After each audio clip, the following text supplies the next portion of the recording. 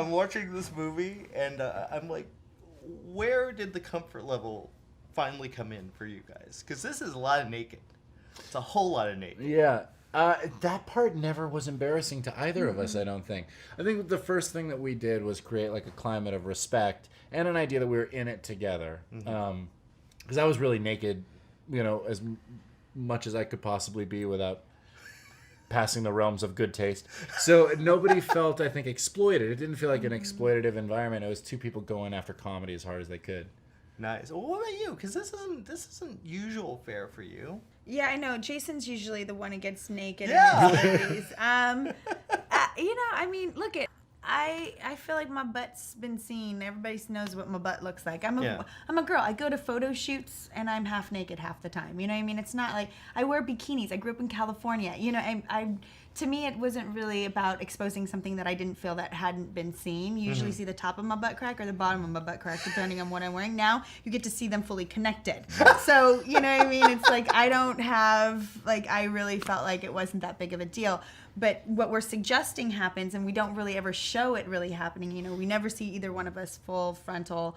A lot of the times we're just wearing modesty garments that we're hiding very strategically with placement of arms and camera position so that you don't see it. So, and again, it was all in the sake of comedy, and we had this sort of game of comedy chicken happening where, both of us were coming head on, and neither one of us is.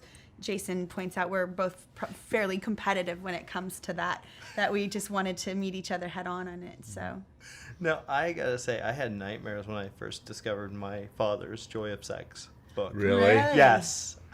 When that was came it just up, because you felt like you knew that your dad was using it? No, you guys hit it on the head. The fur. Yeah. Oh my God. Right. Yeah, that's horrifying. Yeah, and like when I look at that, it doesn't even seem like it's an issue of maintenance. It seems to me like it's evolution has taken place since the making of that book. Yeah.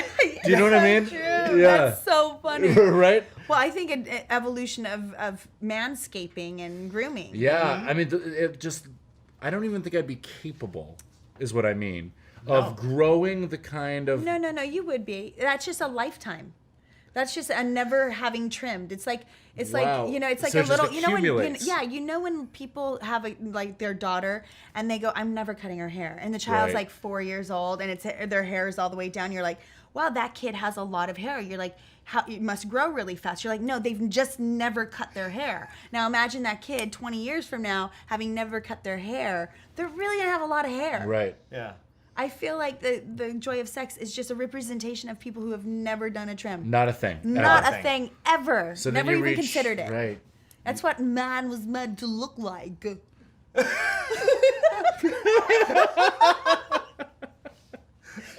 Yeah. Don't touch it.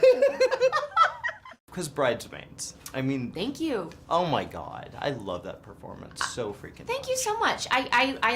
I was about to agree with you that I like that movie so much. There's so many amazing performances in that movie. Yeah. So And I walked into the room, I told her how much I loved her. So that's... did. That's what we're talking Let about the right truth now. out. Yeah, Don't need obviously. to hide. I was honestly really excited to see that you were a part of this movie, too. Thank you. And working with Rob... Where was it? Was it easy to kind of jump in? He's so funny and he's so charming. Both of those things are true, and he's also so kind. It was really, Right? I had known him, I'd run into him here and there around the comedy scene, but then I hadn't really spent much time with him, or certainly haven't worked with him until now, and it was so much fun. It was like, he's so easy to work with, and in a scene, as a performer, he listens and reacts, which is like what you should do when you're performing. And I feel like there's a similar sensibility between us, and so it was just a lot of fun to be able to work with that. It was effortless. It felt And you're in a movie called Sex Tape, and the idea of doing a sex tape now is so scary because it really does go out there everywhere. Yeah, I don't know. Was it ever not scary? To me, it would always sound horrifying. When it's a VHS, horrifying. you could take a hammer and you're done. Now it's like you don't know where it goes. I know. Was that intriguing? Was that kind of an intriguing premise to jump into? The idea, not for me personally in my real life, I would never want to jump into that. But I think this movie touches on a theme which anyone can relate to, which is you think you've done something that is going to be private, and then suddenly, your secrets are very public and you've lost control of them. And especially in this day and age with technology, anyone can relate to this. Goes like, in the cloud. Whatever that is. Yeah. I'm still trying to figure it out. Everyone is. I know. Do you have the cloud? Are you on the cloud? I tried the cloud. Like, I don't know what that means totally, but I will, like, store music in my cloud. Yes. But then I can never get the music down from the cloud, so I stopped. I don't know the cloud. I know music, but not photos. I don't know where they go. Well, I don't get it at all. Yeah. No, it does make me concerned. Like, and until, there's a moment in this movie where I think Cameron clarifies that the cloud is actually a server. Yes, exactly. News to me. Mm-hmm. I thought it was just on, I like, the had no telephone idea. wires. Yeah. Yes, right. I thought it was like some kind of magical place. Oh, yeah, where we somewhere could all over the go. Pacific. Yeah. Yes, yeah. Maybe the Bermuda Triangle. Yeah. Maybe that's where everything All sorts goes. of things happen. No, it's very scary. I like things that I can hold and touch and, like, put in a box and store away. Well, it is. It's kind of taking away the personality of it and making everything just there. Yeah. Now, I love the scene with you, and you guys got to go in and work with Rob Lowe. How was that? That's that was awesome. totally cool. Yeah. Yeah, of course. I mean, he's Rob Lowe. I've loved him for a long time. And he's so funny in that role.